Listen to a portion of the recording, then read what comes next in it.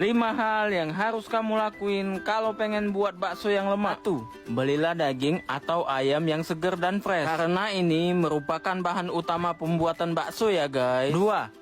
Berilah bumbu-bumbu yang lengkap dan berkualitas. Ini penting biar bakso kamu makin sedap ya. 3. Tambahkan tepung berkualitas tinggi buat adonan bakso kamu, seperti tepung tapioka Pak Tani Gunung atau Bu Tani Sawah. Jangan lupa, jangan banyak-banyak biar lebih terasa dagingnya. 4. Tambahkan bahan tambahan buat kuah bakso, seperti tulang kaki sapi, tetelan sapi, dan juga sayuran seperti sawi, kecamba, daun sop, daun bawang. Dijamin makin sedap bakso kalian. 5. Pilihlah tempat terbaik buat giling bakso. Ini supaya bakso kalian terjaga kualitas dan kebersihannya ya. Kalau di kota Palembang, di mana lagi kalau bukan di Maju Bersama. Kalau kalian nggak mau ribet lagi, bisa pesen di kita. Bakso spesial 45.000 per kilo, yang super 70.000 per kilo, gratis bumbu. Varian isian seperti urat, keju, mercon, daging, puyuh, dan dimsum itu cuma 2.000 rupiah. Dan bumbu kuah bakso super itu cuma 10.000